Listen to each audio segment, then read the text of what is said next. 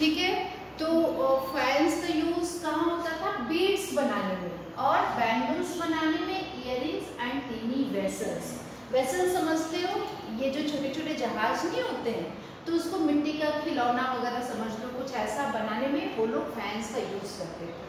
ठीक है, तो इसे आपको पूरे हड़प्पन के बारे में आपको समझ में आ गया। और हाँ, स्पेशलिस्ट की बात कहाँ से आ गई कि हड़प्पन में स्पेशलिस्ट भी होते थे। तो स्पेशलिस्ट तो वो लोग होते हैं जो किसी एक अपने काम में एक्सपर्ट हो। ठीक है, तो आपने देखा ना कि ये जो बियर्ड मैन है, दाढ़ी वाला इंसान, तो इसकी जो भी ये कार्विंग की गई है, स्टैचू है, तो इससे क्या पता चलता है कि वो लोग एक बहुत बड़े जो मूर्ति बनाते हैं उनको क्या कहते हैं? स्कल्पचर। वो लोग स्कल्पचर थे जो इस तरह की आइडियल्स बनाते थे, ऐसी मूर्तियां बनाते थे। ये देखो, इन्होंने बियर्ड को एक प्रॉपर शेप दिया हुआ है, कितना क्लियरली है, कितने एक्सपर्ट है वो अपने काम में। तो ये सारी चीजें हो गई clear. In search of raw materials, ये सब बनाने के लिए वो रॉ मटेरियल्स लेके आते थे। कौन कौन से मैंने आपको दिखवाया था कि वो कहाँ से बना के लाते थे? कॉपर राजस्थान से। ये आप पॉइंट नोट जरूर कर लेना कि वो लोग उस समय ट्रेड करते थे। ट्रेड मतलब खरीद के लिए आते थे रॉ मटेरियल्स को, है ना। और दूसरे देशों के साथ भी उनका ट्रेड था। इसका मतलब तभी तो हमने कहा ना कि सिटी का एक फीचर क्या है कि वो लोग ट्रेडिंग करते हैं, व्यापार कर रहे हैं दूसरे देशों के साथ। अब देखो ना, लिखा तो है got copper from Rajasthan and even from Oman in West Asia.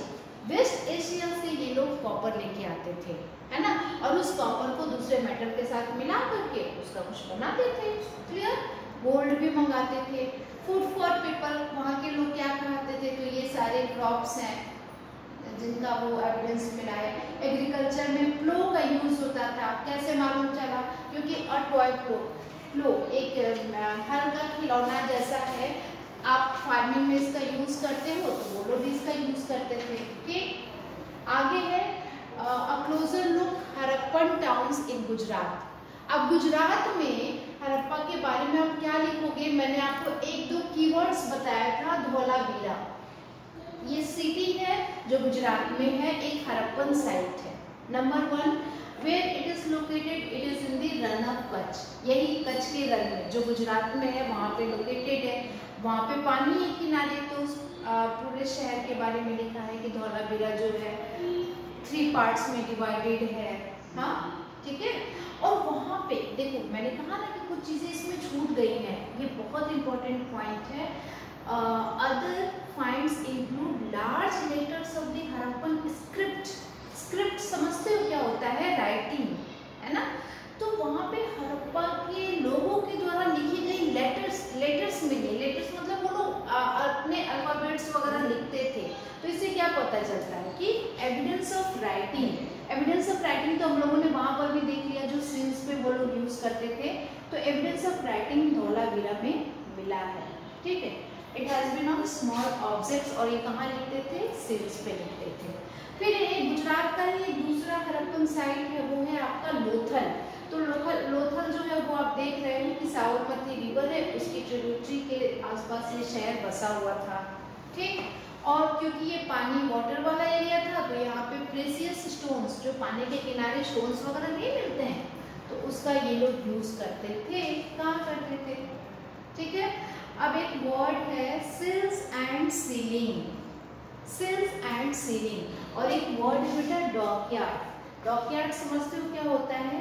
It is a place where ships जो है वहाँ पे आके रुकती है, स्टे फॉर फ्यू टाइम्स, और फिर कुछ समय बाद वो वहाँ से चली जाती है। जैसे प्रेजेंट टाइम में पोर्ट्स होते हैं ना, बंदरगाह होते हैं जहाँ पे जहाजें आके रुकती हैं, ट्रेडिंग, उस पर अपलोडिंग, लोडिंग सामान उस पर लोड होता है, फिर वो वहाँ से चली जाती है। ठीक है। वैसे ही लोथल जो है उसका यूज किया जाता था। It's a dockyard where boats and ship came in from the sea. समुद्र से वहाँ आती थी और इस रिवर के आसपास उस पर लोडेड एंड अनलोडेड यहाँ पे होता था, सामान को चढ़ाया उतारा जाता था। कहाँ उतर रही है?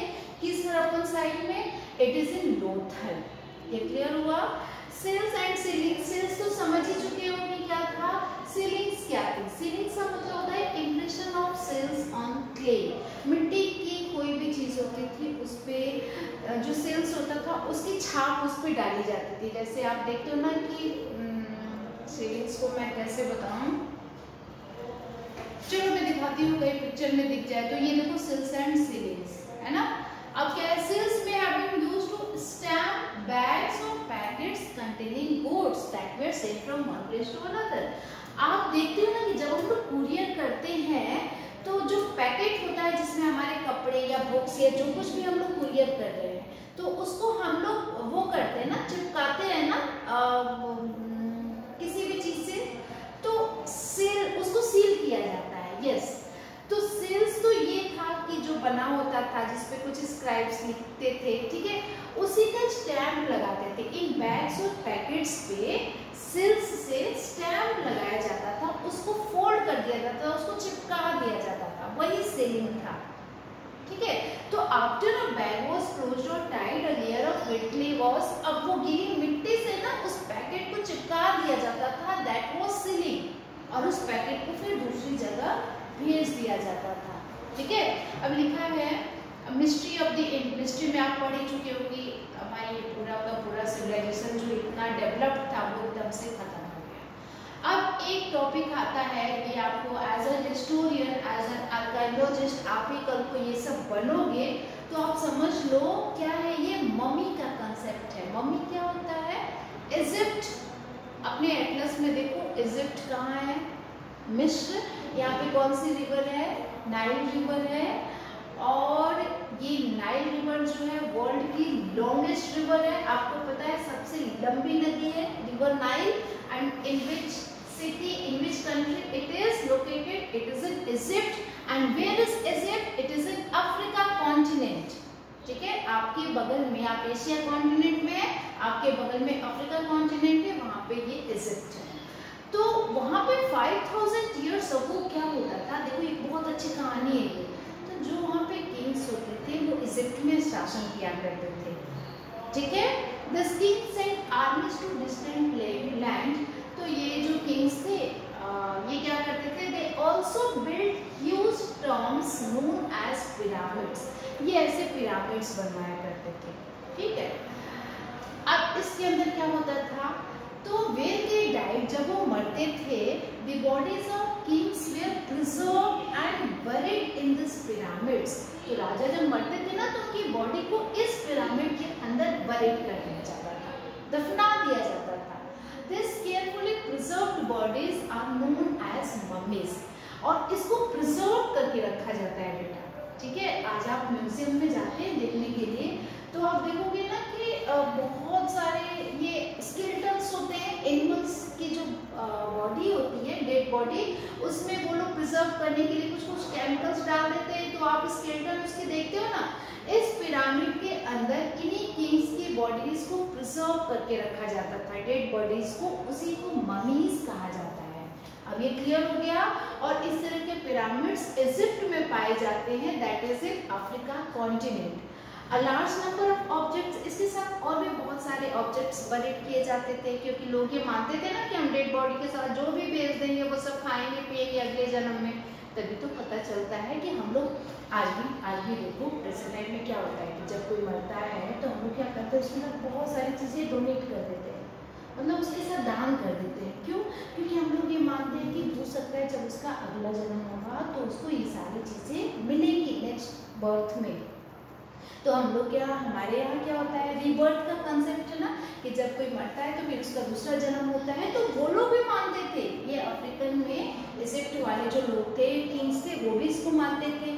तो जब उनकी डेड बॉडी के साथ food and drink, clothes, ornaments, utensils, musical instruments, weapons, animals, इन सबको वहाँ पे बरीड कर दिया जाता था। इतना क्लियर हो गया। So this are amongst the most elaborate burials in the world history। बेटा इस पिरामिड का वर्ल्ड हिस्ट्री में एक बहुत ही बड़ा रोल होता है। So students, this is all about the today's class. Tomorrow maybe I will give some questions to write down to check your feedback कि आपने इस चैप्टर को कितना समझा। And number 2 students, I am not expect you that you will write down or copy the answer from the book। आप copy मत किया करें, आपको जो मन में आए ना, या तो मैं कल एक डिस्कशन रखूंगी इस क्लास में इस टॉपिक पर, या फिर मैं आपको कुछ राइटिंग टेस्ट दूंगी। इसके लिए मेंटली प्रिपेयर रहिएगा। ये सारे क्वेश्चन आंसर हैं, ठीक है। क्वेश्चन आंसर का मैं आपको भेज दूंगी, वैसे आप उसे भी कर सकते हो, but still I will send you. Okay class, so thank you so much.